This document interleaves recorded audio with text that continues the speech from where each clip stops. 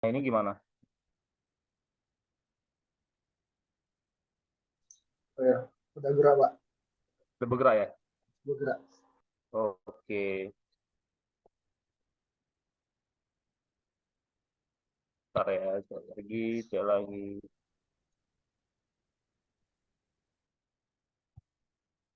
Bergerak ya, kawan-kawan ya. Oke, selamat malam teman-teman semua. Semoga sehat selalu dan tetap semangat. Tak terasa kita ada minggu ketiga ya. Satu, dua, tiga, minggu keempat untuk TWK. Ini adalah minggu keduanya. Minggu pertama kita ya permulaan sudah memulai dari materi TWK, kemudian teman-teman masuk ke TIU, baru masuk ke TKP. Nah, ini kembali lagi masuk ke TWK. Nggak perlu lama-lama lagi, langsung kita mulai aja. Materi kita lanjutan TWK hari ini adalah tentang nasionalisme. Oke, sebelumnya aku harus jelaskan dulu silabus mengenai pembahasan TWK di minggu ini. Sorry. Pembahasan TWK kita di minggu ini, hari pertama nasionalisme, teman-teman. Hari yang kedua adalah terkait dengan integrasi. Hari yang ketiga nanti membahas tentang bela negara. Jadi kita ini masuk di poin pertama, hari pertama, ini nasionalisme. Oke, kita lanjut langsung ke materi.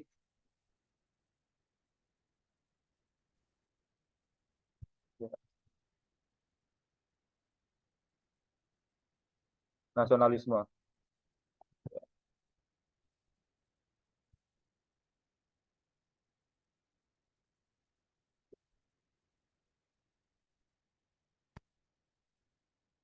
Secara etimologis, kata nasionalisme itu berasal dari kata nationalism dan nation dalam bahasa Inggris. Ya, teman-teman, secara semantik kata nation itu berasal dari kata Latin natio yang berakar dari kata naskor. Maknanya adalah saya lahir. Atau dari kata natus sum yang berarti saya dilahirkan. Dalam perkembangannya, kata nation ini merujuk pada bangsa atau kelompok manusia yang menjadi penduduk resmi suatu negara. Jadi pengertian nasionalisme ini adalah awal mula kita memahami kenapa suatu bangsa itu bisa berdiri. Jadi nanti poin yang mau dicapai di sini adalah kenapa seseorang itu mau menjadi warga negara suatu negara gitu kan, mau menjadi penduduk di dalam satu negara. Ya. Dia ingin menjadi penduduk dalam satu negara karena memiliki cita-cita yang sama dan tujuan yang sama. Tujuan sama ini dipupuk menjadi suatu semangat yang dinamakan dengan nasionalisme. Jadi itulah akar kata dari kata-kata nasionalisme. Nah, dari sini kita secara semantik dari tata bahasa kita bisa melihat bagaimana nanti pengertian nasionalisme dan bagaimana nanti eh, penerapannya dalam kehidupan sehari-hari ya teman-teman ya. Kemudian nanti dalam soal-soal yang keluar itu nasionalisme ini yang gimana bentuknya. Karena nanti ditakutkan pada soal-soal itu ada persamaan antara nasionalisme dengan bela negara, kemudian juga dengan patriotisme. Nah, kalau kita nanti tidak paham mengenai makna kata, kita bisa keliru nanti memahami antara nasionalisme, patriotisme, dan bela negara. Jadi satu-satu kita bahas teman-teman, dimulai dari semantik katanya dulu, biar kita lebih paham. Oke, sampai di sini mengenai pengertian nasionalisme. Kita lanjut ke definisi nasionalisme selanjutnya, yakni dapat diartikan bahwa suatu bangsa secara potensial atau secara aktual itu bersama-sama ingin mencapai, mempertahankan, dan mengabadikan identitas, integritas, kemakmuran, dan kekuatan bangsa itu. Nah, ini yang saya sebutkan tadi, yang pertama, menjadi satu semangat yang dinamakan semangat kebangsaan. Ya, karena penduduk itu memiliki tujuan yang sama, ingin mendirikan suatu negara, ya kan? Nah, tujuan yang sama ini apa? Ingin mencapai satu kemakmuran.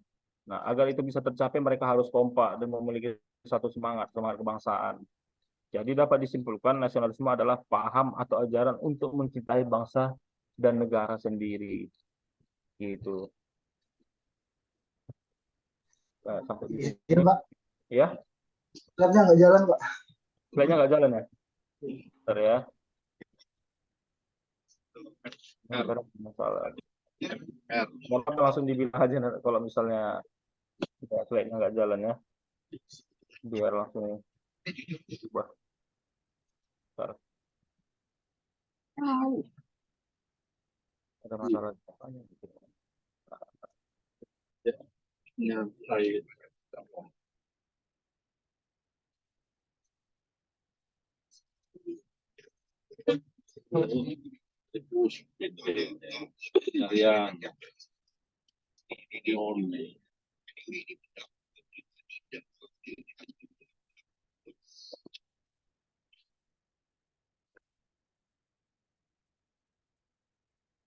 Bentar ya teman-teman ya, ini ada sedikit di sini kesalahan dikit. Next bang, iya, next. Nah, ini mengenai materi kita pada minggu yang kedua, TWK. Untuk TWK dia minggu kedua, tapi untuk secara keseluruhan adalah minggu keempat. Udah, yang lanjut. Ini sudah tadi mengenai nasionalisme. Teman-teman tadi, slide yang ini nampak nggak? Belum ya? Belum, nggak nampak Pak. Oke, nampak.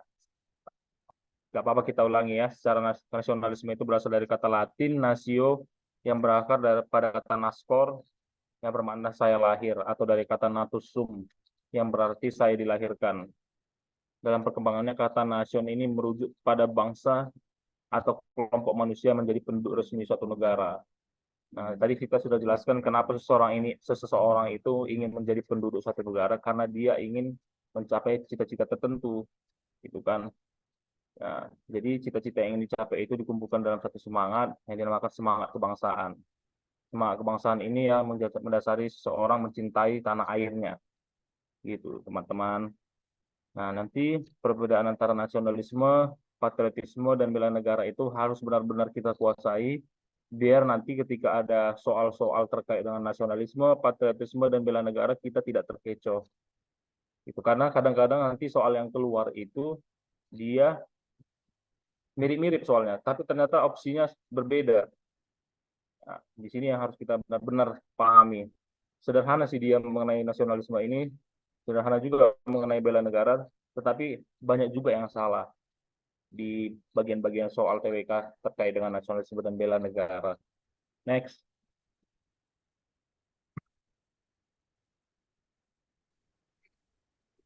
Oke. Nah, nasionalisme adalah satu paham atau ajaran untuk mencintai bangsa dan negara sendiri. Nasionalis adalah orang yang mencintai bangsa dan tanah airnya atau mereka yang memperjuangkan kepentingan bangsanya. Ini untuk menyebut orang-orang yang memiliki rasa cinta terhadap tanah air. Bukan teman-teman. Next.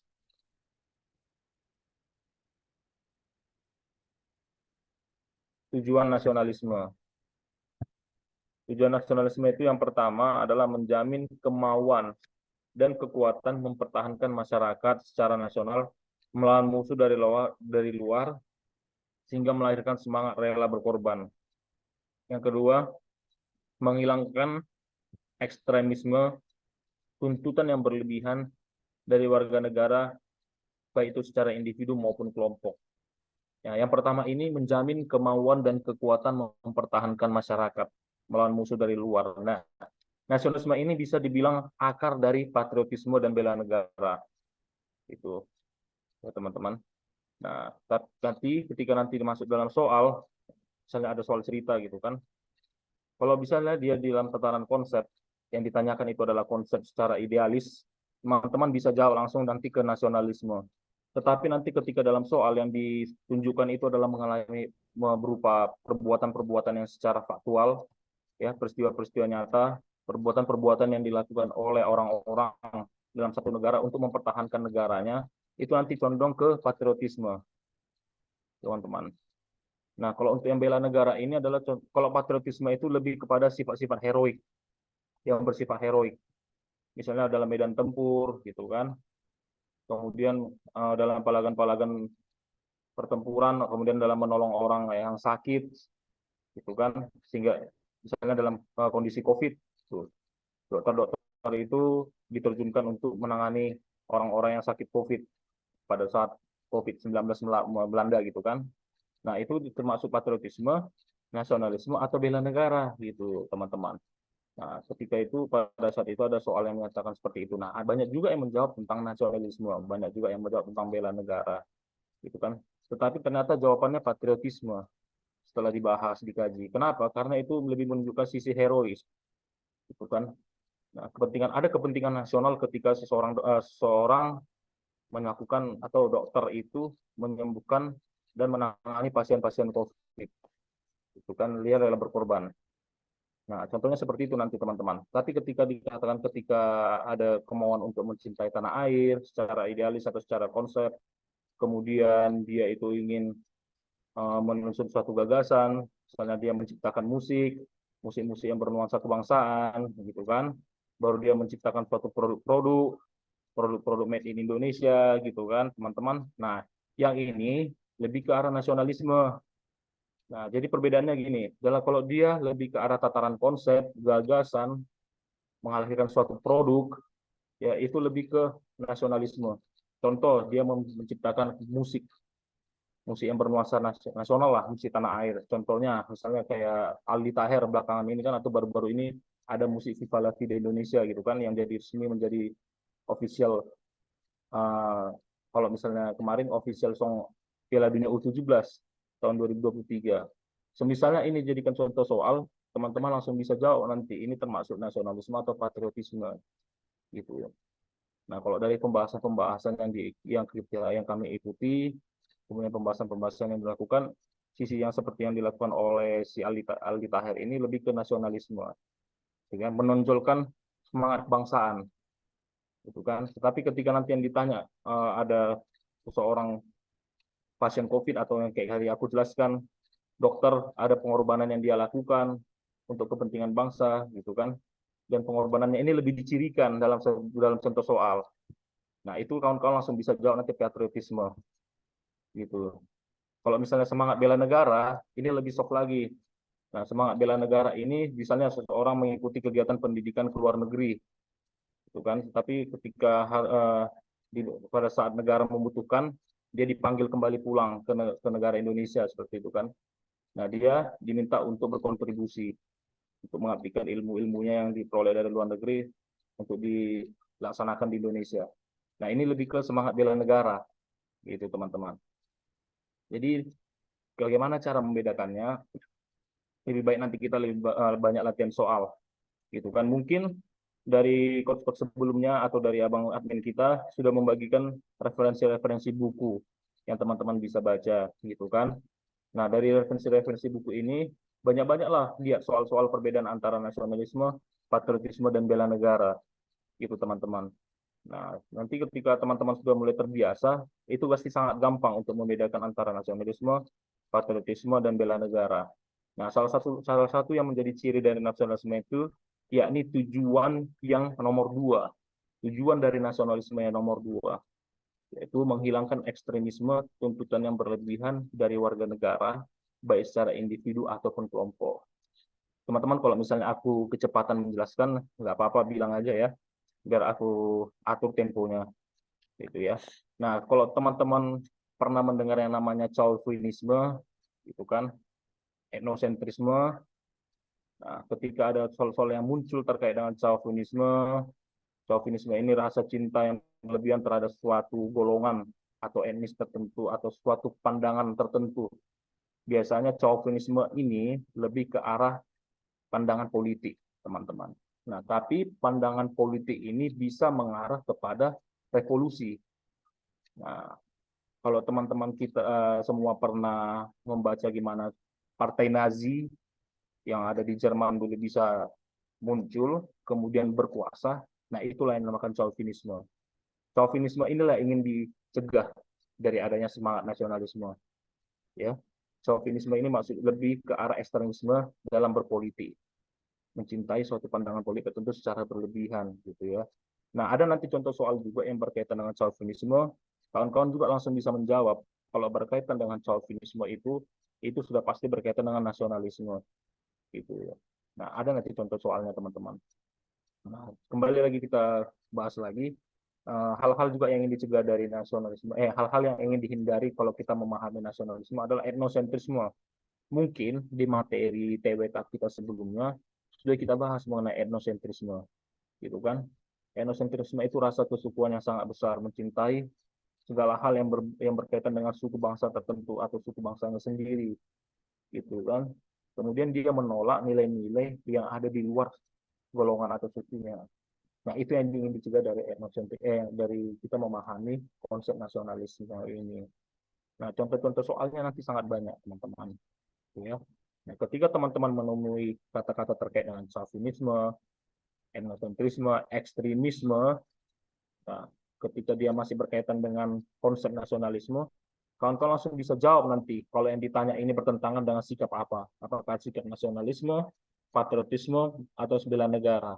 Jawabannya itu sudah pasti nanti nasionalisme, karena berkaitan.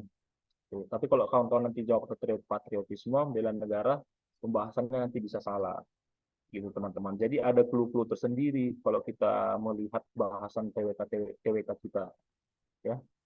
Aku juga ingin menyegarkan pemikiran teman-teman, hafalan teman-teman mengenai Pancasila kemarin, Undang-Undang Dasar 45. Mudah-mudahan juga teman-teman sudah memiliki silabus belajar, ya. Masukkan juga lah silabus belajar teman-teman itu, masukkan juga lah konsep nasionalisme ini ke dalam silabus belajar teman-teman, gitu. Walaupun konsep nasionalisme ini sederhana, tapi contoh soalnya cukup merepotkan teman-teman, gitu ya. Next. Oke. Prinsip-prinsip nasionalisme. Prinsip-prinsip nasionalisme ini ada kesatuan, ada kebebasan, kesamaan, kepribadian, demokrasi, dan prestasi. Yang pertama adalah prinsip kesatuan. Prinsip ini menekankan pada kesatuan dalam hal wilayah teritorial, bangsa, bahasa, ideologi, doktrin kenegaraan, sistem politik atau pemerintahan, sistem perekonomian, sistem pertahanan keamanan, dan aturan kebudayaan. Nah, jadi kalau contoh soalnya misalnya ada yang mengklaim, ya, mengklaim lagu-lagu kebangsaan, misalnya bukan lagu kebangsaan, lagu ciptaan negara sendiri istilahnya. Kayak Halo Halo Bandung yang baru-baru ini kan, yang segar, berita yang segar, Halo Halo Bandung itu dinyanyikan oleh pihak Malaysia gitu kan. Nah, ini juga kawan-kawan langsung bisa jawab nanti itu berkaitan dengan prinsip nasionalisme gitu. Kalau misalnya ditanya bertentangan dengan prinsip-prinsip apa atau bertentangan dengan konsep apa gitu kan, ya dia konsep nasionalisme gitu. Kemudian prinsip kebebasan. Prinsip ini memberikan kebebasan dalam beragama, berbicara, berpendapat secara lisan maupun tulisan, serta dalam berkelompok dan berorganisasi. Nah, ada contoh soal yang unik terkait dengan konsep nasionalisme ini. Jadi pada masa Orde Baru itu ada yang dinamakan tentang pemberedelan pers. Ya. Aku nggak ingat apa nama undang-undangnya kemarin mengenai tak MPR. Itu ada tak MPR yang mengatur subversi ya, sorry. Nah, jadi contoh soalnya seperti ini. TMPR yang mengatur mengenai subversi. Kalau teman-teman bisa baca kembali atau ulang kembali materi-materi terkait dengan Orde Baru, teman-teman bisa menemukan ini. Jadi dulu pada saat zaman Orde Baru itu ada namanya Undang-Undang Subversi. Ya, jadi Undang-Undang Subversi ini bisa digunakan apabila ada pihak-pihak tertentu yang sedikit bertentangan atau prinsip-prinsipnya bertentangan dengan garis besar haluan negara, itu langsung bisa dikenai Undang-Undang Subversi. Nah, kemarin yang ditanyakan itu Undang-Undang Subversi ini bertentangan dengan prinsip-prinsip apa katanya gitu kan, atau bertentangan dengan konsep apa. Ya, yang dalam pilihan gandanya itu dia pertama membuat prinsip bela negara, kemudian prinsip patriotisme, kemudian prinsip nasionalisme di bagian C, yang kedua itu prinsip pemerataan kesamaan atau kesetaraan kehidupan bangsa katanya gitu kan dalam Pancasila kelima kalau nggak salah kemarin. Nah, ternyata banyak yang jawab itu ke prinsip bela negara gitu kan. Nah, setelah dibahas ternyata itu masuknya ke prinsip nasional, itu prinsip-prinsip nasionalisme.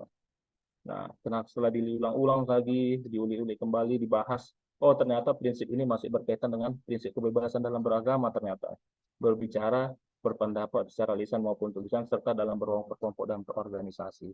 Yang aku mau sampaikan di sini teman-teman, pahamilah nanti prinsip-prinsip ini, baru baca-baca lagi lah peristiwa-peristiwa yang penting yang pernah ada di negara kita. Karena jujur aja soal-soal TWK ini agak randomnya itu nggak ketebak gitu. Siapa kemarin yang menyangka keluar soal mengenai undang-undang subversi? Nggak ada yang tahu gitu kan. Nggak ditertebak dia tiba-tiba tentang undang-undang subversi bertentangan dengan prinsip apa katanya gitu kan. Nah, jadi kita mau nebak-nebak apa undang-undang subversi ini gitu kan. Terus setelah di sharing-sharing, di search undang-undang subversi ini yang gimana gitu kan. Ternyata dia masih berkaitan dengan pelarangan-pelarangan pers, pemberedalan pers, bahwa itu berkaitan dengan petisi-petisi 50. Jadi sedikit ada yang bertentangan dengan garis besar haluan negara dan keinginan pemerintah pada saat itu masih bisa dikenakan undang-undang subversi gitu. Jadi banyak yang harus dibahas sebenarnya, banyak juga yang harus dibaca. Jadi aku mau bilang di sini kepada teman-teman, mumpung ini masih panjang waktunya, kita masuk ke SKD nanti, nggak apa-apa sedikit-sedikit dibuka-buka nanti entah majalah-majalah historia, gitu kan, atau baca-baca berita-berita terkini, atau terkait dengan orde-orde baru, gitu kan. Produk-produk hukum di orde baru itu banyak sekali yang enak-enak untuk dikaji, gitu, yang bisa dikaji dan sering masuk dalam soal-soal TWK. Itu dia teman-teman.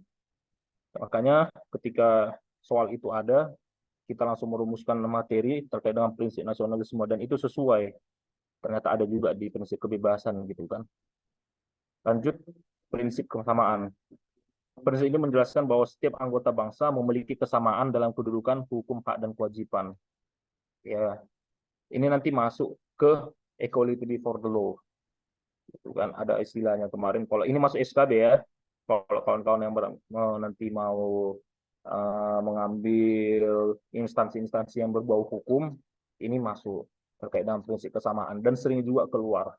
Equality before the law ini satu soal biasanya dia itu kan. Tapi kalau misalnya kita nggak paham konsepnya, ya bisa juga kita salah gitu kan, persamaan di hadapan hukum gitu.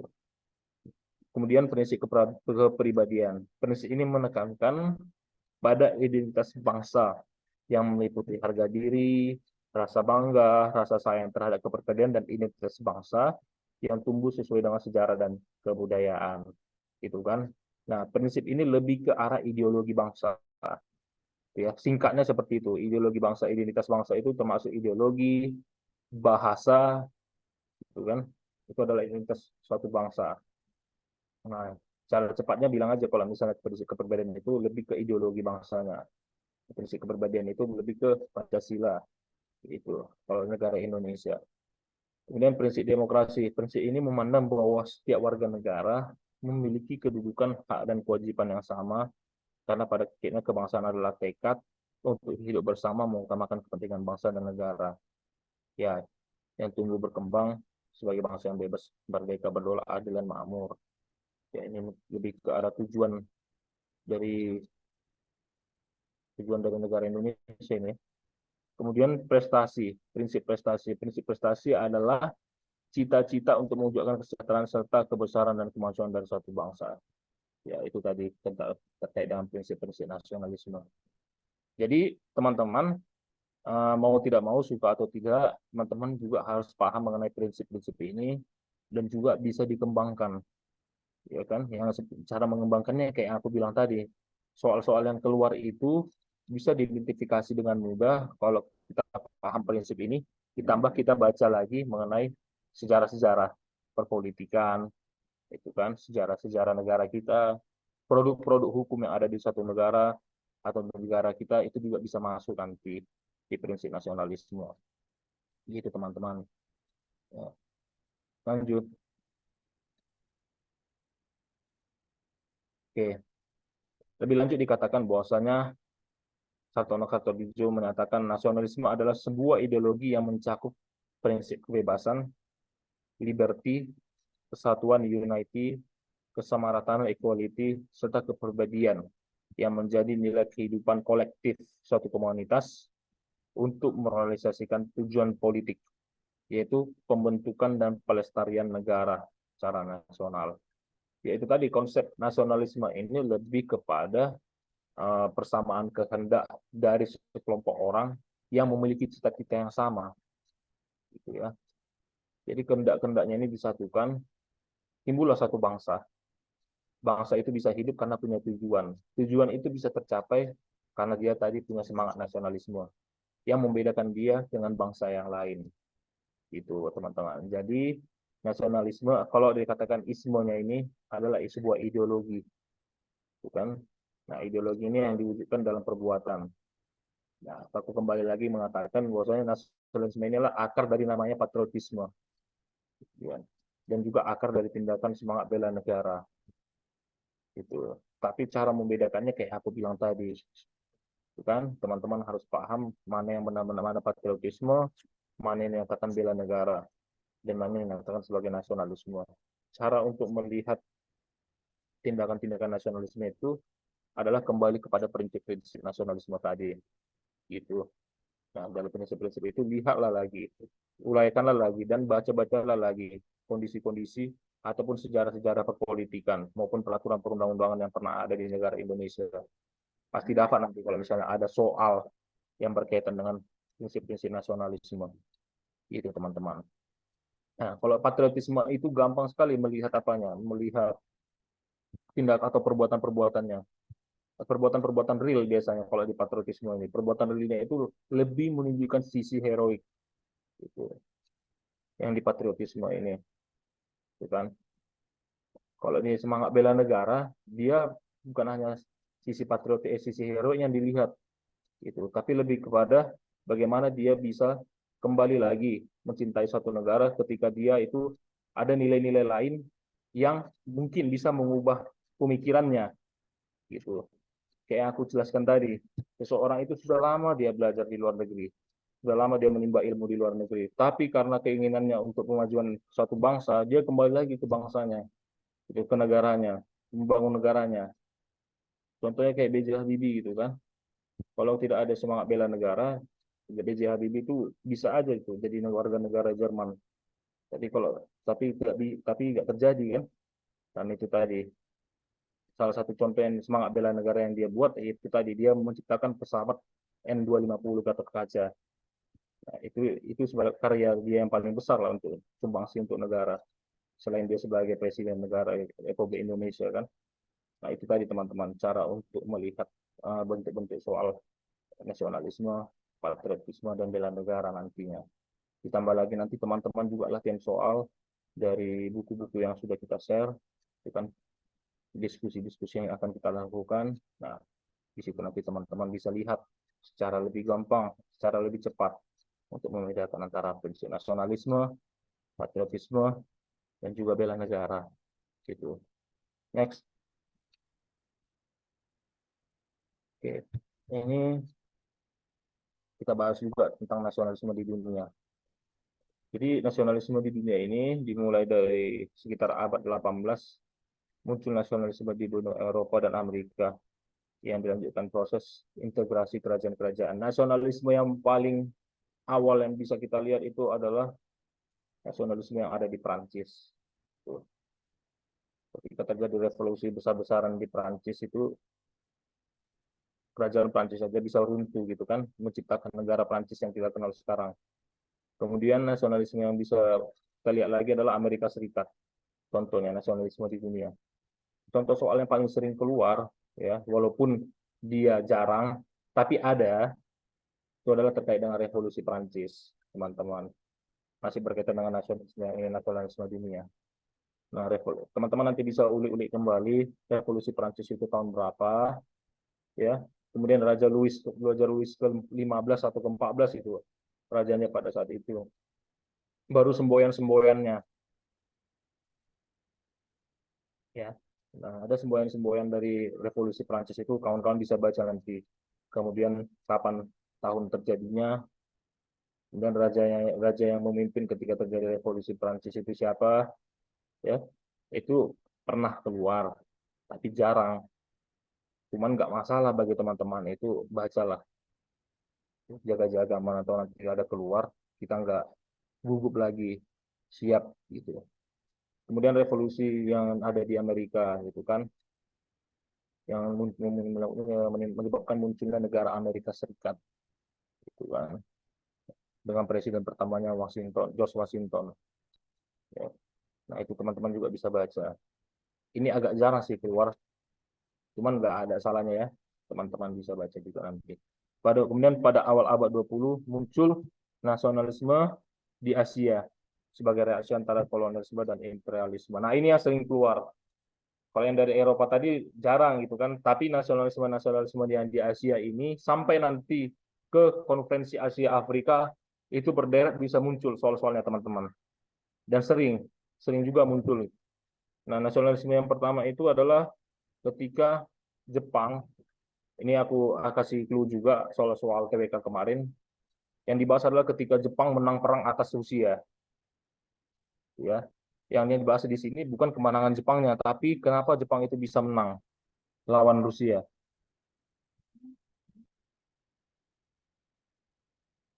Ya.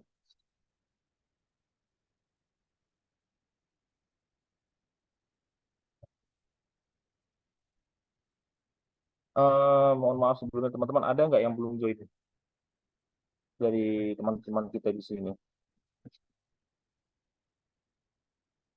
Di, kita ada banyak bicara tapi dia belum join, sayang sekali. Ya,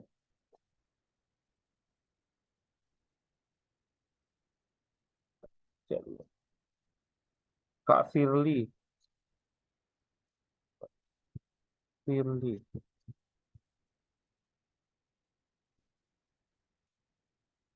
Oke, Oke, thanks.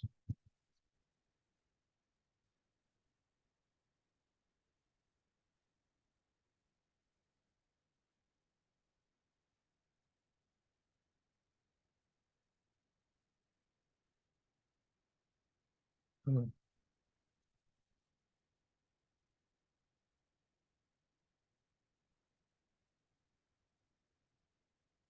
As Asi, ini soal-soal untuk CPNS. Dan tidak menutup kemungkinan juga P3K juga ada masuk, Kak. Jadi kalau soal-soal nasionalisme ini oke, Firly, Firly. Coba lagi Firly masuk ya, biar di admit.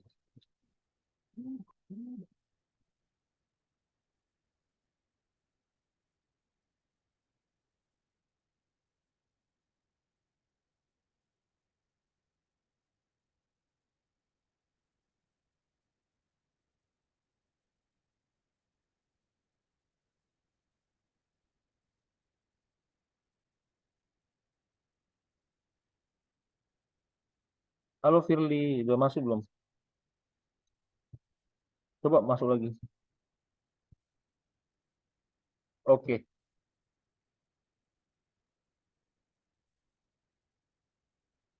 Firly Buriati, Adi Junaidi. Oke, thank you. Baru masuk atau gimana, Mbak Firly? Iya, Pak. Baru masuk atau tadi udah masuk, baru keluar, atau mau masuk lagi? Oh, tadi udah masuk, terus karena tadi ada kendala PPT kan, terus jadi keluar, keluar sendiri, terus saya baru masuk lagi. Oke, siap. Jadi PBT-nya udah nampak ya. Oke, kita lanjut teman-teman ya.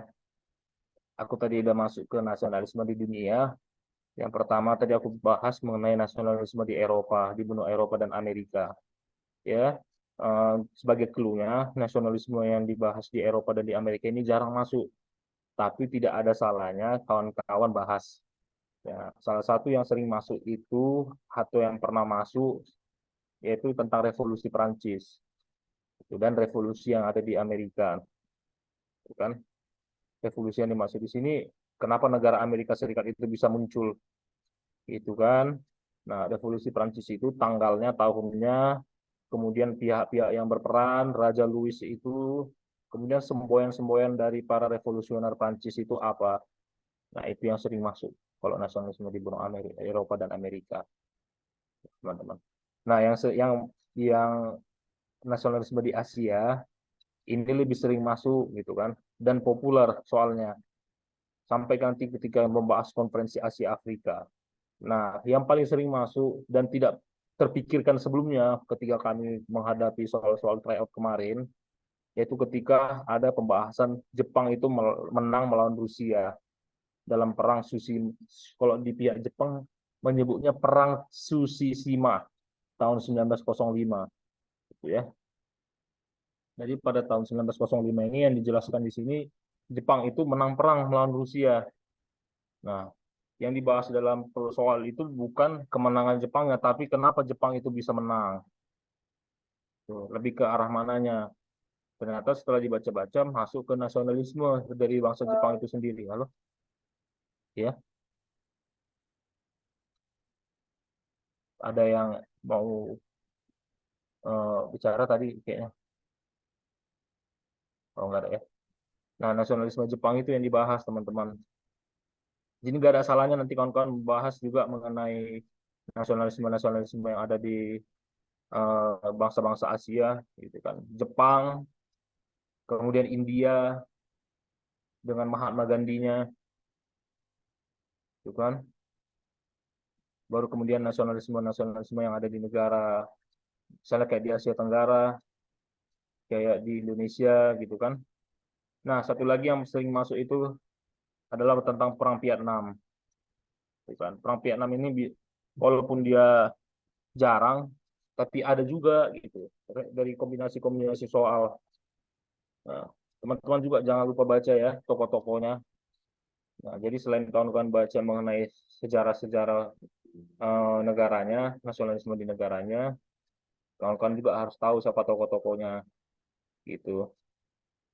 Nasionalisme di Jepang itu mulai tahun berapa ditandai dengan berakhirnya kekaisaran, kesogunan, samurai-samurai itu digadak lagi gitu kan, digantikan dengan kekaisaran Imperial Jepang. Nah, kemudian di India, nasionalisme di India itu bisa mengakhiri pendudukan Inggris, penjajahan Inggris dengan cara yang dilakukan oleh Mahatma Gandhi. Kemudian nasionalisme di Pakistan, ketika Pakistan memisahkan diri dari India karena ada perbedaan-perbedaan tertentu ya dari segi ras, agama, dan identitas. Nah, nasionalisme di Pakistan juga ada. Kemudian nasionalisme di negara-negara Asia Tenggara. Nah, sampai nanti ke konferensi Asia Afrika. Nah, di konferensi Asia Afrika ini kawan-kawan bisa nanti baca lebih banyak lagi siapa-siapa aja negara partisipannya, penggagasnya siapa, termasuk nanti ada Bung Karno di situ, kemudian dilaksanakan di mana, gitu kan. Nah, teman-teman bisa baca konferensi Asia Afrika. Aku kasih bahan-bahan, mungkin teman-teman di sini ada yang sambil nyatat, catatlah, itu juga bisa dipelajari nanti.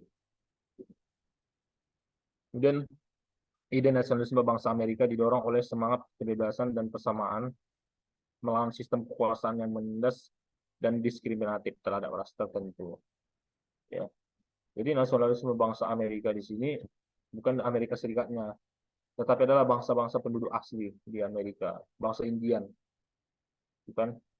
Jadi kenapa dibilang kenapa banyak sekali bangsa-bangsa yaitu Amerika asli ini atau bangsa Indian ini yang tersisih? Ya, karena pendatang tadi, pendatang-pendatang dari Eropa yang melakukan ekspansi, gitu. Jadi kalau kawan-kawan melihat, ya, kalau misalnya secara karakteristik wajah gitu kan, bangsa-bangsa asli Indian ini tersisih ke negara-negara Amerika itu, Amerika bagian selatan, Amerika Selatan, gitu. Ya, jadi mereka itu banyak di Amerika bagian selatan, tapi jarang dia yang di Amerika bagian tengah, gitu kan. Termasuk di dalamnya itu ada Kuba, kemudian Amerika Serikat, itu jarang itu ada bangsa asli. Tapi kalau kita kawan-kawan lihat ke Venezuela, gitu kan, muka-muka mereka itu muka-muka bangsa Indian itu, teman-teman. Jadi uh, seru sih membahas tentang nasionalisme ini, cuman kita nggak boleh berlama-lama membahas tentang nasionalisme bangsa Amerika ini karena sebenarnya bukan ini yang utama. Itu yang utama itu adalah nasionalisme di kawasan Asia. Oke, kemudian ide nasionalisme di benua Eropa, yakni di Prancis dan Jerman. Nasionalisme pada bangsa Prancis erat kaitannya dengan revolusi Prancis, nah, seperti yang aku jelaskan tadi di awal. Nah, nasionalisme bangsa Jerman lebih ke Chauvininisme. Nah, yang aku tadi katakan, nasionalisme mereka ini kepada identitas partai politik. di awal tadi kan aku sudah menjelaskan kenapa partai Nazi itu bisa muncul. Karena chauvinisme tadi. Chauvinisme inilah yang ingin dicegah dengan adanya konsep nasionalisme. Jadi materi kita ini saling berkaitan antara slide pertama, kedua, ketiga, sampai slide ke-8. Sampai slide terakhir juga saling berkaitan. Jadi nanti teman-teman bisa menemukan titik temu antara slide yang pertama, slide kedua, slide ketiga kalau kawan-kawan itu mau mereview ulang. Itu. Jadi ini sengaja dibuat seperti ini untuk mempermudah kawan-kawan juga ketika mau mengulang lagi atau mereview pelajaran. Next.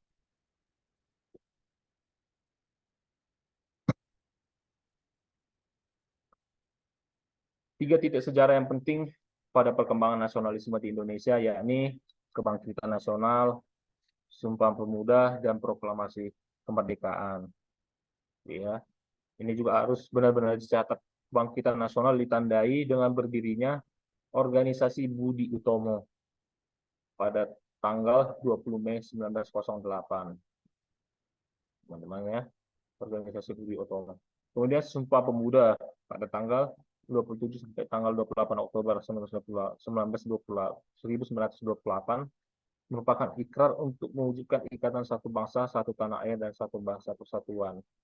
Nggak ada salahnya kawan-kawan juga nanti cari ya isi Sumpah Pemuda. Gitu. Tulis saja nanti catat.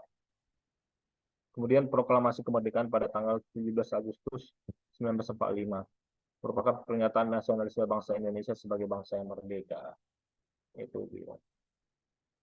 Jadi tiga titik sejarah yang penting ini teman-teman harus pahami, catat, dan kuasai. Mulai dari Budi Utomo, tujuan dari organisasi Budi Utomo itu apa, pada awalnya itu tujuannya apa sih organisasi Budi Utomo itu dibuat.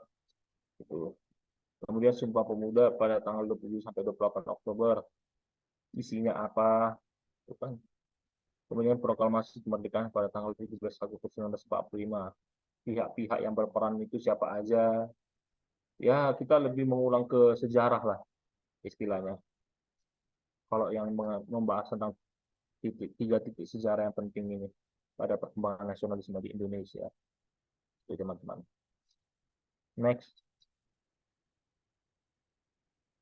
Oke, contoh sikap nasionalisme.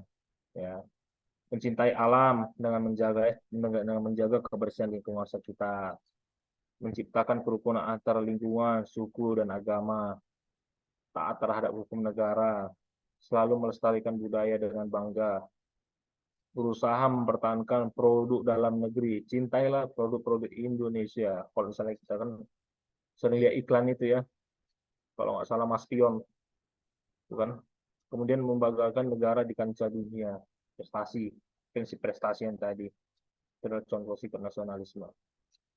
Next, contoh soal beserta pembahasan. Jadi kita ada contoh soal juga teman-teman, ya, biar kita bisa melihat gimana sih nanti tipe soal dari konsep nasionalisme ini dalam tes wawasan kebangsaan. Jadi contoh soalnya kira-kira seperti ini. Next, memiliki jiwa nasionalisme yang tinggi. Nah, ini kaitannya antara konsep nasionalisme dengan sila dalam Pancasila. Memiliki jiwa nasionalisme yang tinggi merupakan bukti dari pengamalan sila Pancasila, yakni sila keberapa? Oke, langsung ada yang jawab. Keren memang kawan kita yang satu ini. Ya teman-teman, silakan jawab ya. Buat di kayak Mbak Firly ya, di chat, di kolom chat.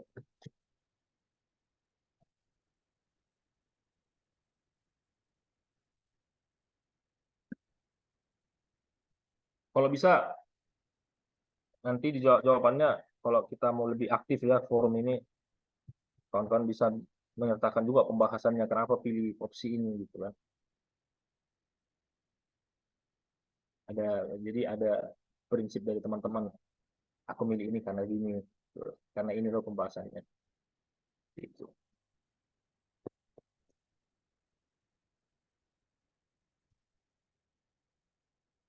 Yakin ini C jawaban.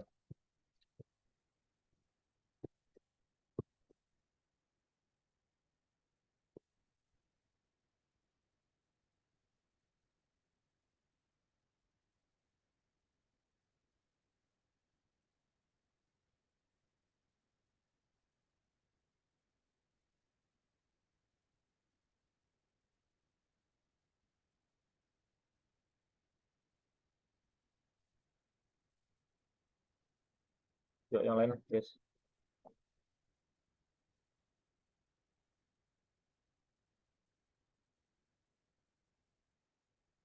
Oke, kita minta hasil lah ya. Kalau bisa ke Mbak Firly gitu kan, tadi jawabnya C. Kira-kira kenapa pilih opsi C, Mbak? Kalau Karena bisa on cam juga. karena menurut saya di sila ketiga itu kan Persatuan Indonesia. Itu berarti rakyat Indonesia ini walau memiliki suku, ragam dan budaya, mereka itu bersatu gitu di dalam negara Indonesia gitu. Satu bahasa, satu negara gitu. Oke, siap. Ada opsi yang lain nggak, teman-teman?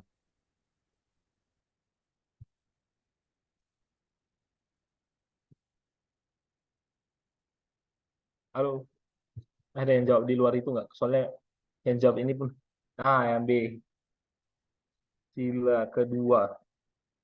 Oke, ke Mbak Anissa, gitu kan. Pilih, pilih opsi B, kenapa Mbak? Halo,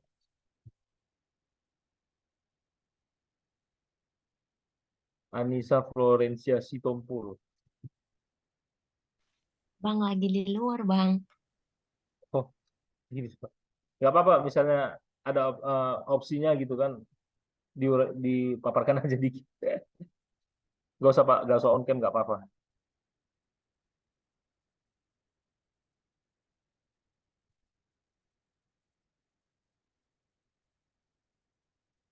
Oh ya udah oke.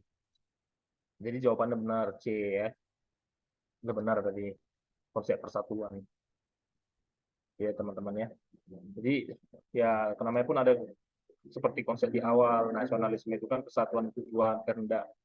Ya jelas dia lebih mengarah ke sila ketiga persatuan Indonesia itu ya. Jadi makna katanya nasionalisme tadi dihubungkan ke sila Pancasila dapatlah dia ke sila ketiga. Next. Ini dia. Sila ketiga dengan bunyi persatuan Indonesia dan lambang pohon beringin. Lanjut ke contoh soal berikutnya. Next one.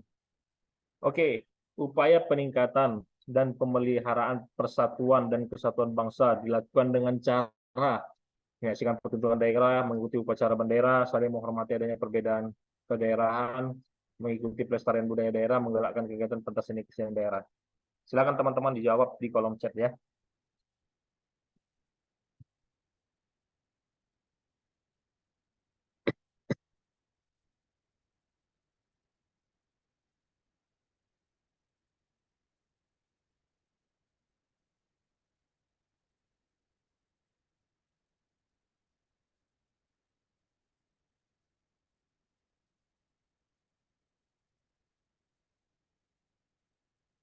Yuk kawan-kawan, ada berapa ini? Hmm, hmm, hmm.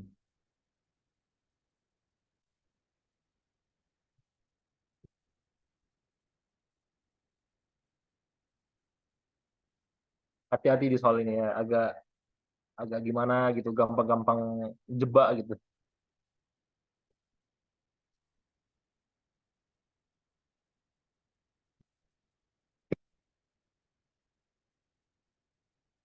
Yo Bang, Bang Putra, nggak apa-apa jawab juga Bang. Mana tahu ada jawabannya abang-abang yang lain.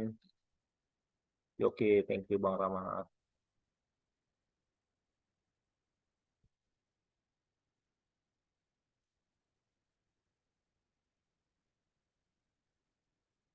Yang lain guys, kita masih panjang waktu kita ini ada 28 menit lagi. Menggerakkan kegiatan pentas kesenian daerah.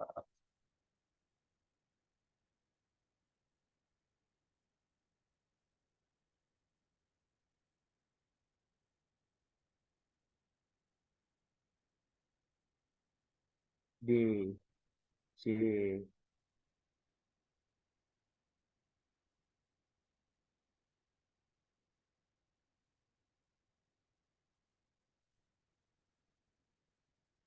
Oke, langsung aja kita bahas ya. Teman-teman yang pilih D ke Bang Putra gitu kan. Izin Bang, nggak apa-apa kita kan saling belajar, sharing Bang. Nggak apa. Gimana Bang kira-kira Bang dengan opsi D-nya tadi Bang? Bisa dikasih pembahasan nggak?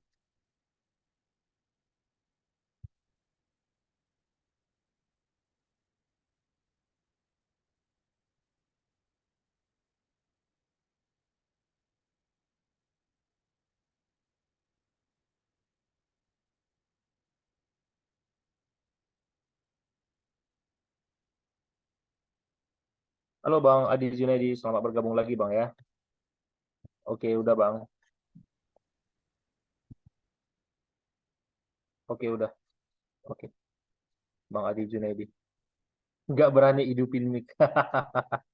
Oke Bang, nggak apa-apa. Ada opsi date yang lain nggak tadi? Kayaknya saya udah lihat Mbak siapa nih ya? Mbak Firly. Oke, Bang Putra. Kira-kira pilih opsi D kenapa Bang? Kita bahas ya. Ada lagi nggak yang keluar yang mau kita admit ini? Untuk sementara aman ya. Oke Bang Putra gimana Bang?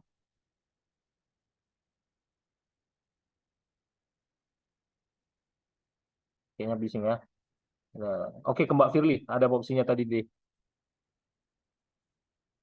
Karena kalau menurut saya dengan mengikuti pelestarian budaya di daerah ini, kita selain meningkatkan eh, rasa mm,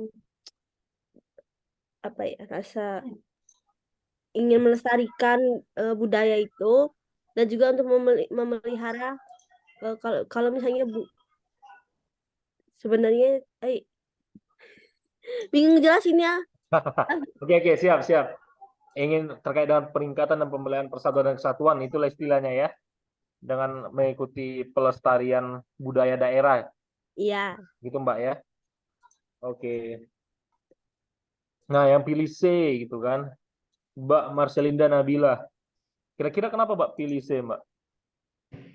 Ada pembahasan nggak, Mbak? Karena menurut saya dengan kita saling menghormati adanya perbedaan kedaerahan, kita bisa ini Meningkatkan persatuan. saling menghargai, jadi bisa gimana ya jelasinnya? Iya, oke. Dapat poinnya. Oke, thank you. Terima kasih poinnya. Oke, Bang Putra gimana, Bang? Oh, Oke, gimana, Bang?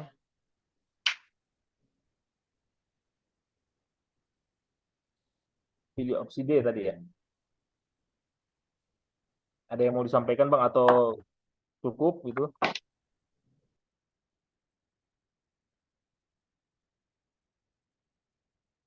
Oh, oke. Oke, langsung kita bahas ya. Teman-teman, clue-nya ada di soalnya sebenarnya. Upaya peningkatan dan pemeliharaan, gitu kan? Persatuan dan kesatuan yang mau ditingkatkan, yang dipelihara, gitu kan? Adalah persatuan dan kesatuan. Yang menyaksikan pertunjukan daerah, gitu kan? Kalau dilihat dan dibandingkan dengan upaya peningkatan dan pemeliharaan, gitu kan? Dia belum cukup. Hanya untuk menyaksikan pertunjukan daerah, apakah sudah meningkatkan dan memelihara persatuan dan kesatuan bangsa, gitu loh. Hanya untuk menyaksikan pertunjukan daerah gitu. Ya kita nonton gitu, nonton misalnya seni-seni tertentu, tortor misalnya, gitu kan? Apakah dengan dia menonton itu persatuan dan kesatuan terjadi gitu? Kan nggak serta-merta terjadi peningkatan pemulihan persatuan. Kemudian mengikuti upacara bendera. Oke, mengikuti upacara bendera ini, apakah itu langsung malah meningkatkan pemeliharaan persatuan dan kesatuan bangsa? Walaupun juga dia sikap nasionalisme, gitu kan? Kemudian yang C, saling menghormati adanya perbedaan kedaerahan. Nah, kalau dibilang saling menghormati adanya perbedaan kedaerahan, berarti bisa menerima nilai-nilai yang ada pada orang-orang yang ada dari daerah yang lain atau nilai-nilai dari suku bangsa yang lain. Dia nggak merasa terusik jika pandangannya atau nilai-nilai yang dia selama ini agak berbeda dengan nilai-nilai yang dianut oleh orang lain. Ya, dan itu nggak mempengaruhi cara dia bersikap, tidak mengubah cara dia bersikap kepada orang yang berbeda dengan dia. Itu dia kalau misalnya konsep saling menghormati tadi.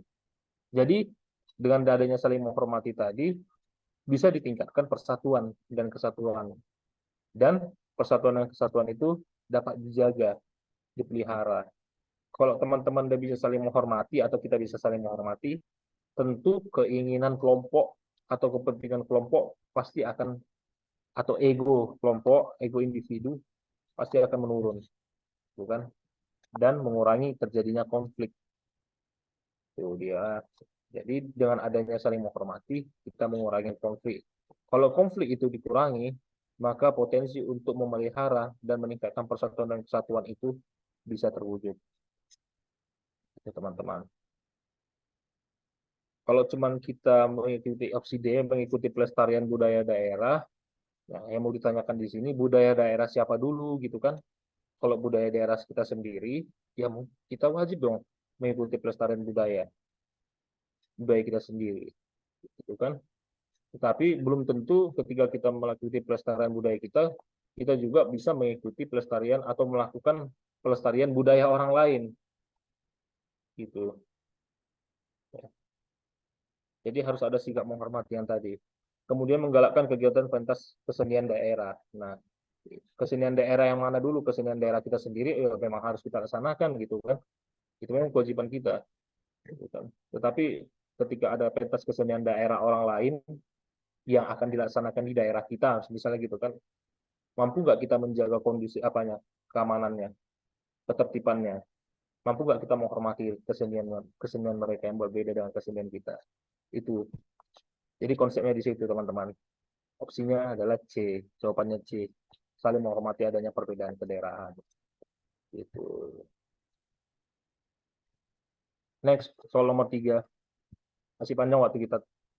Hambatan dalam memperkuat persatuan dan kesatuan bangsa adalah sikap fanatisme yang berlebihan, mengembangkan potensi diri pribadi yang kurang baik, meningkatkan kegiatan kelompok kerja sendiri, sikap nasionalisme yang tinggi, memajukan golongan sendiri untuk berprestasi. Silakan teman-teman menjawab di kolom chat ya.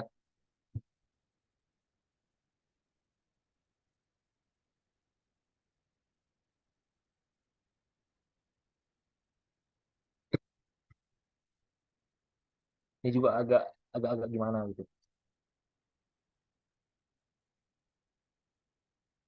Ya, lanjut.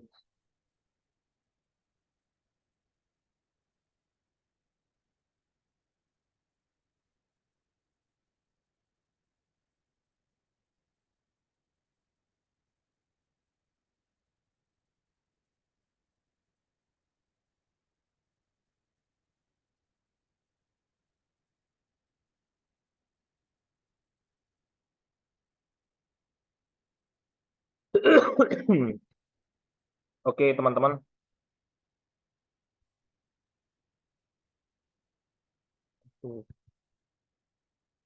Ya, kalau ini sepertinya jawabannya jelas ya. Itu udah sikap fanatisme yang berlebihan. Langsung aja dari prinsip nasionalisme itu bertentangan dengan sikap fanatisme yang berlebihan. Nggak masuk dia. Jadi jawabannya A. Fanatisme adalah kepercayaan yang terlalu kuat terhadap suatu ajaran. Fanatisme yang berlebihan akan mengakibatkan terjadinya perpecahan. Tetapi fanatisme yang berlebihan ini berbahaya, bukan? Kalau dia secara dalam identitas politik dia chauvinisme namanya. Oke, lanjut.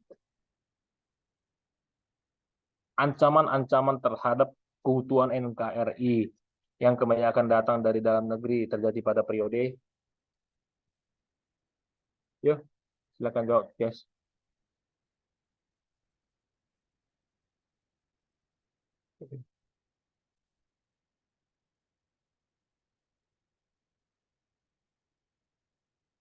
clue soalnya itu keutuhan NKRI, keutuhan yang datang dari dalam negeri. Clue-nya adalah keutuhan NKRI.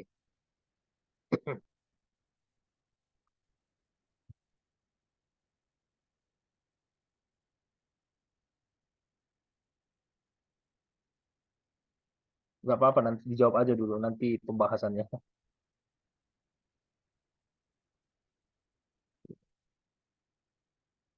Mbak Firly. Yo, kawan-kawan yang lain.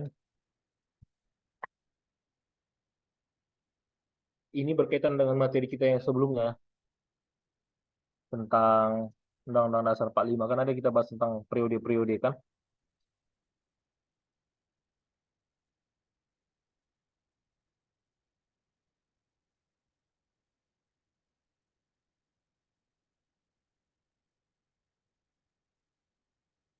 Ayo kawan-kawan yang lain.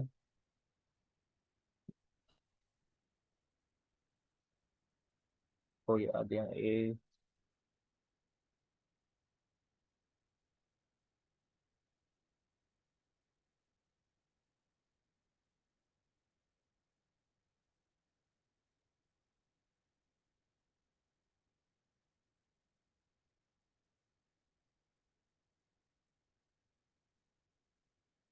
ada opsi selain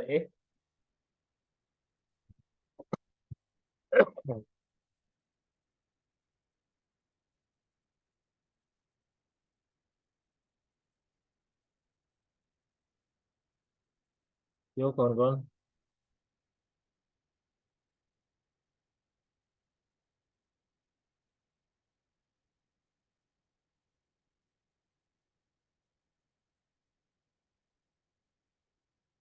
Nggak ada ya?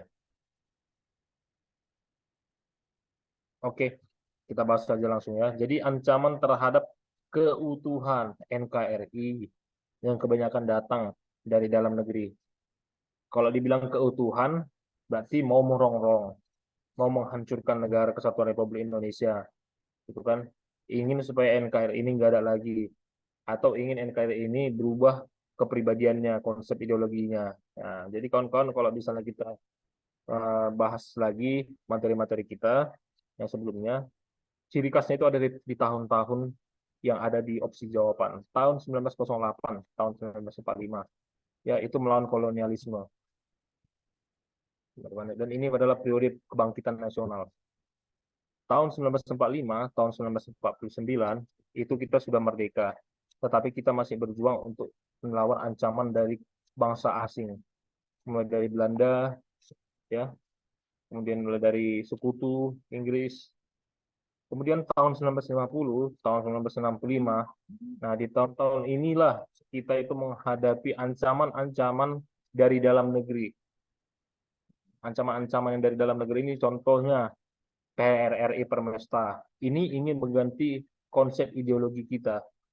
Tuh kan, PRRI Permesta ini ingin mengganti ke konsep liberal, kebarat-baratan.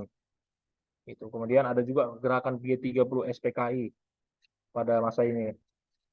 Ini kan KUP tanggal 30 September 1965 gitu kan.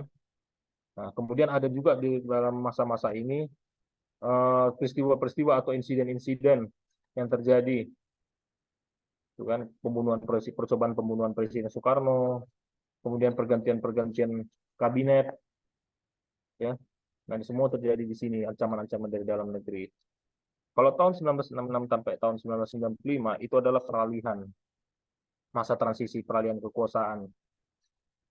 Yang dihadapi di sini adalah kesenjangan ekonomi. Kesenjangan ekonomi akibat kebijakan-kebijakan dari masa Orde Lama. Yang ingin dicapai dari tahun 1966 sampai 1995 ini adalah pengentasan kemiskinan, peningkatan kesejahteraan. Ini mulai masuk Orde Baru. Kemudian tahun 1995 sampai tahun 1998 itu adalah masa reformasi. Di sini yang munculnya itu yang ingin diberantas adalah korupsi, kolusi, nepotisme. Nah, ini adalah masa-masa tahun Orde Baru juga gitu kan. Mau peralihan ke masa reformasi. Jadi jawabannya adalah C, tahun 1950 sampai tahun 1965. Gitu. Jadi opsi-opsinya seperti ini. Kawan-kawan harus hafalkan ini dan juga buat konsepnya nanti ya. Catatkan tahun 1908 sampai 1945 melawan kolonialisme. 1945 sampai 1949 itu dari ancaman bangsa-bangsa lain, kolonialisme juga seperti Nica, begitu sekutu Afne Inggris gitu kan. Tahun 1950 65 ya ancaman ini kebanyakan dari dalam negeri. Contohnya kayak G30 SPKI, PRRI Pemesta, pemberontakan-pemberontakan yang diinisiasi oleh perwira-perwira, DITII, itu kan Republik Maluku Maluku Selatan, nah itu dia. Kemudian tahun 1966 sampai 1995 itu kesenjangan kesejahteraan, peningkatan pemerataan kesejahteraan. Ini adalah upaya Orde Baru untuk memulihkan kondisi ekonomi. Peristiwa 1966 sampai 1995. Kemudian 1995 sampai 1998 adalah periode awal dimulainya masa reformasi. Karena adanya krisis multidimensi dan munculnya korupsi, kolusi, dan nepotisme. Ini yang diperlukan teman-teman ya. Oke, next, soal terakhir. Perhatikan beberapa prinsip berikut. 1. Afektif, 2. Kognitif, 3. Unity, 4. Equality, 5. Personality, 6. Liberty. Prinsip nasionalisme ditunjukkan oleh angka. Silakan teman-teman jawab di kolom chat.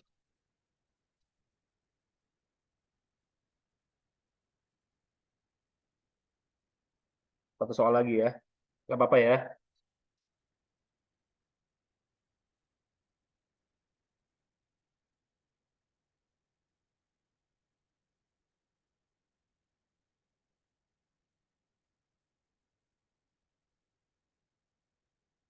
Yo,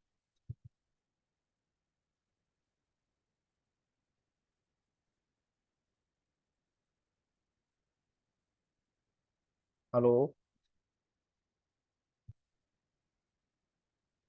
Oke.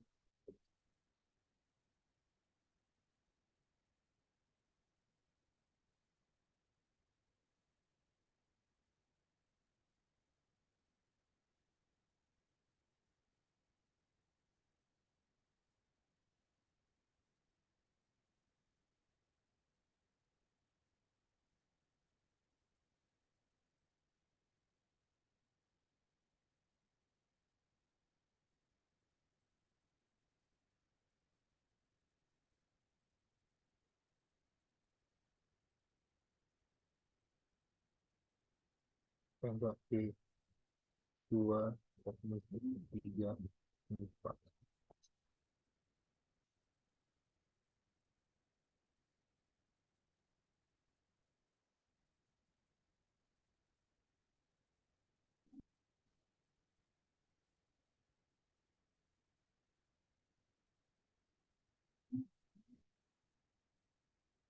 Bang Rama silakan bergabung, Bang.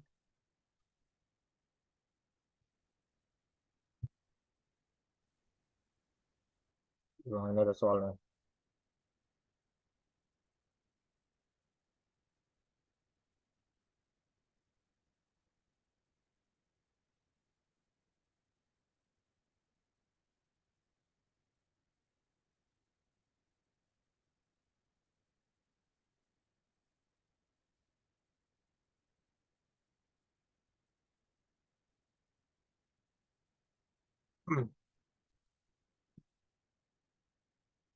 Bang Rama, ini soal yang nomor 5, ya, Bang ya.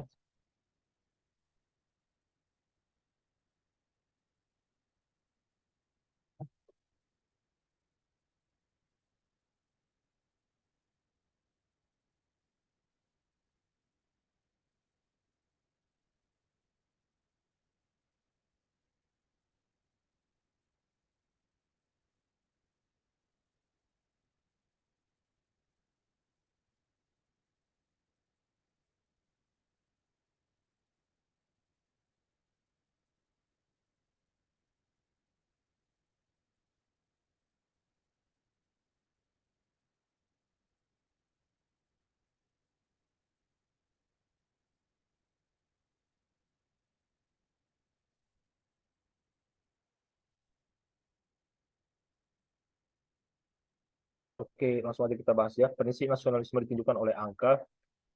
Kawan-kawan tadi kan kita sudah bahas tentang prinsip nasionalisme. Ada unity, kemudian equality, ada persatuan, persamaan, kemudian kepribadian, kemudian liberty, kebebasan.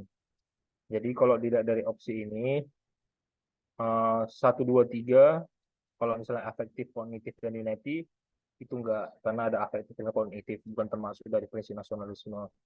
Kemudian yang kognitif, unity, equality, karena unity dan equality, oke, itu termasuk prinsip nasionalisme, tapi kognitif enggak.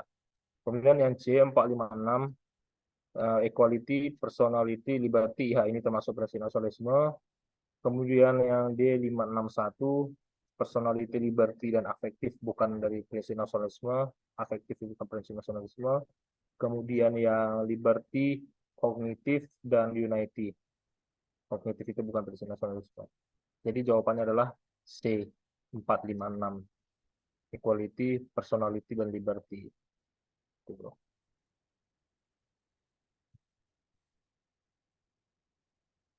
Oke. Oke, teman-teman. Eh, Sekian soal-soal dari kita hari ini, malam ini.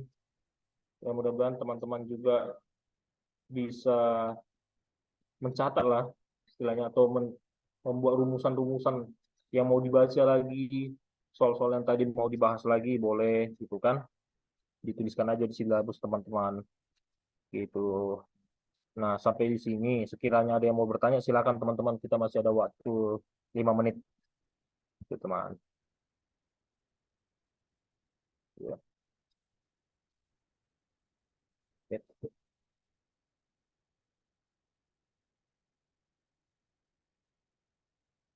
Ada yang mau bertanya dari sekian banyak soal yang tadi kita uraikan atau pembahasan kita hari ini?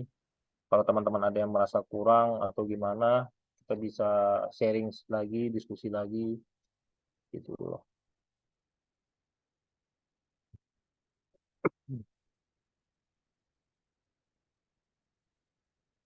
Jadi yang mau aku tekankan di sini, teman-teman, soal-soal yang mengenai nasionalisme tadi itu adalah gampang-gampang susah dan agak sedikit menjebak gitu kan.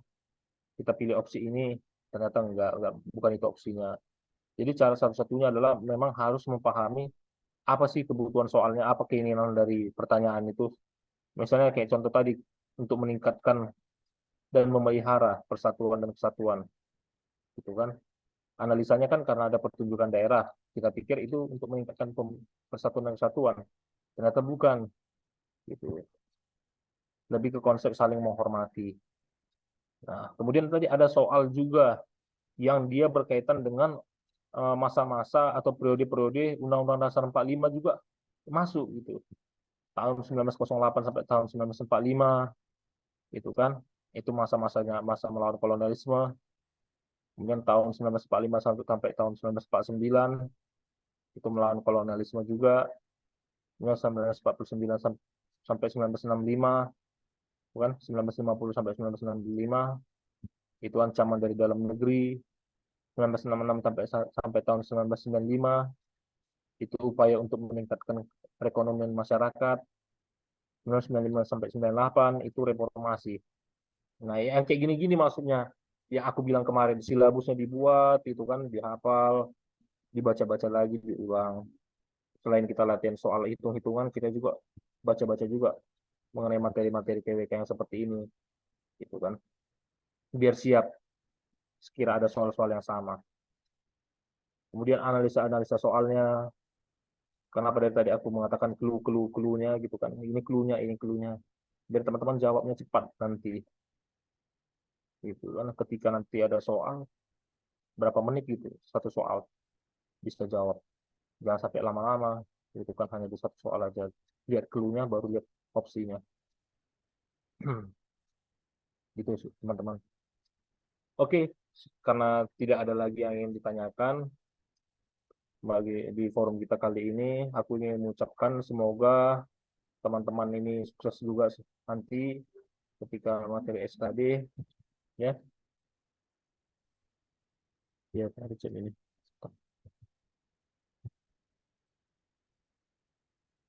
Oke. kawan-kawan bisa sukses nanti di SKD. Dan aku juga ingin berpesan dan tidak berhenti dan tidak bosan-bosannya untuk mengingatkan, bikinlah sistem belajar atau silabus untuk TWK gitu. Mau yang dipelajari hari ini apa, besok apa, itu kan minggu ini mau mencapai apa, minggu kedua mau melihat perkembangan materi yang mana, itu soal-soal yang dibahas itu apa. Karena TWK itu susah ditebak, dia soalnya apa yang masuk. Gitu kan. Mungkin yang kita sangka-sangka ternyata bisa masuk. Itu. Ya mau tidak mau kita harus bersiap terus. Kalau bisa ya, kawan-kawan keluar lagi sedikit biaya untuk beli buku di luar, gitu kan. Atau yang materi-materi online, gitu. Tapi kalau aku sendiri, kalau mau sarankan nih, saran aja nih ya, kawan-kawan beli buku biar lebih puas belajarnya, gitu kan, bisa dicoret-coret langsung. Ataupun kalau elektronik pakai apa gitu kan, pulpen elektronik itu juga bisa. Ya gimana kawan-kawan nyaman lah untuk mendongkrak nilai nanti. Aku doakan kawan-kawan juga bisa nanti nilai SKD-nya di atas rata-rata, mudah-mudahan. Gitu kan. Gitu. Karena jembatan awal kita masuk di SKD dulu, menang, berjuang di SKD dulu, jangan main-main di SKD gitu kan. Kalau dari SKD lolos, kita pikirkan angka selanjutnya di SKD gitu. Jadi berjuang terus, jangan jemu-jemu. Semangat ya. Oh, kembali. Amin.